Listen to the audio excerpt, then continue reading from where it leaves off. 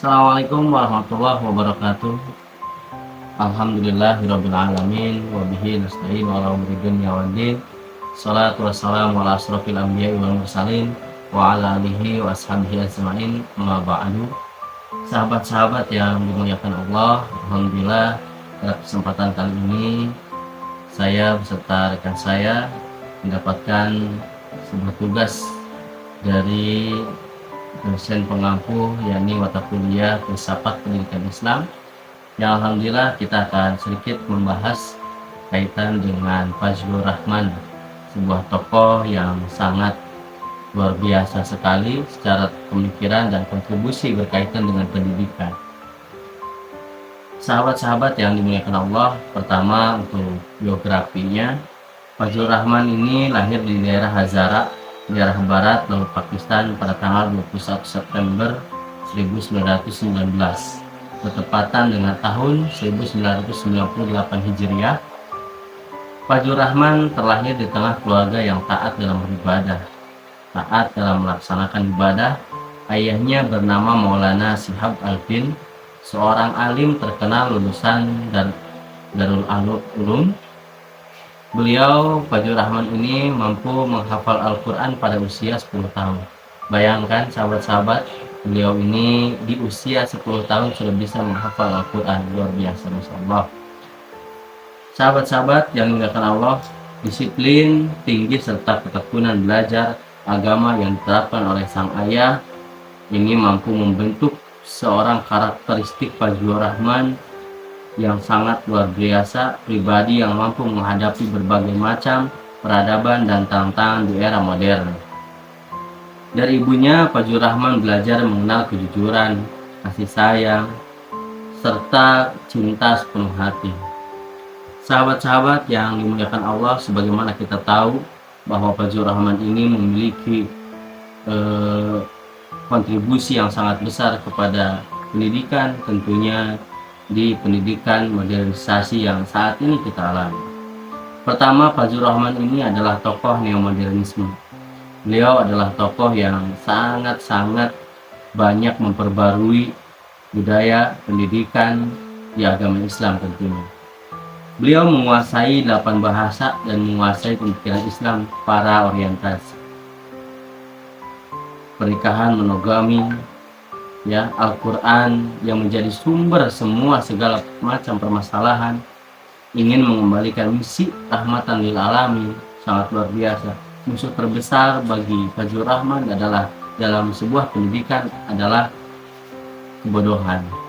Sebagaimana kita tahu bahwa di dunia ini anak yang terlahir semua memiliki keunikannya masing-masing.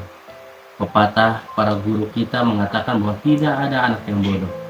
Yang ada hanya ada anak yang malas dan kurang tekun untuk belajar. Sahabat-sahabat yang dimuliakan Allah, tentang pendidikan, Fazlur Rahman ini banyak berkontribusi. Di antaranya terkait pendidikan, saya akan mengupas sedikit bagaimana kontribusi beliau, bagaimana pemikiran beliau berkaitan dengan pendidikan.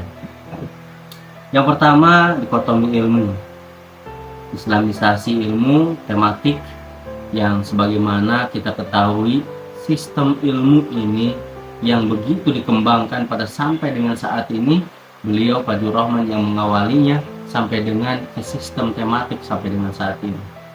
Ilmu yang tadinya luas, beliau mengikis betul-betul sehingga ilmu ini menjadi sistematis dan tematik.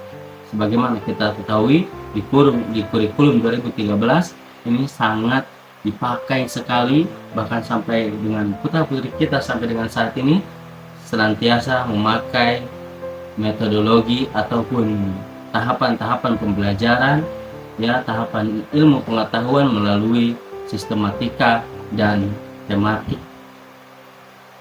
Sahabat-sahabat yang dimuliakan Allah, yang kedua tentang pendidikan, yaitu pemahaman Al-Quran.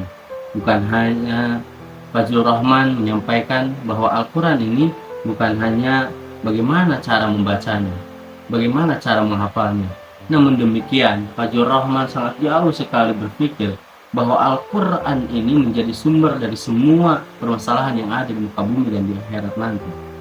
Sahabat-sahabat yang dimuliakan Allah, kita tentunya tahu sekali bahwa ketika turunnya Al-Quran kepada baginda Nabi besar Muhammad SAW, ini ayat yang pertama kali turun adalah Iqra, di mana pada saat itu Nabi besar Muhammad SAW belum bisa membaca.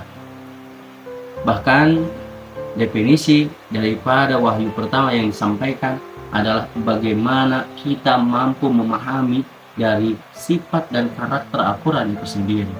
Sebagaimana Fajrul Rahman menyampaikan bahwa Al-Quran bukan hanya bagaimana cara membacanya, bagaimana cara menghafalnya, namun lebih jauh lagi bagaimana cara memahaminya.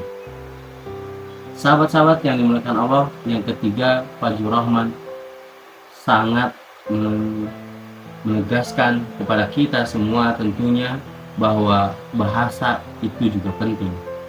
Bagaimana bahasa itu penting? Beliau Fajrul Rahman ini menguasai 8 bahasa. Bahkan kita yang mungkin baru 2-3 bahasa, ini menjadikan motivasi buat kita sendiri bahwa bagaimana bahasa itu sangat penting. Karena kita ketahui di dunia ini sangat penting sekali bagaimana pemahaman bahasa Arab, bahasa Inggris, ya, bahasa asing dan yang lainnya. Karena ini akan menunjang kepada kehidupan kita sendiri. Yang keempat, menuju kepada pemikiran teori Fajrul Rahman kritis dan kreatif. Ini sangat dituntut bahwa kita tidak bisa ketika kita seorang pencari ilmu, kita seorang pencari ilmu pengetahuan, bahwa kita adalah fakir ilmu. Kita tentunya harus dituntut lebih kritis dan kreatif.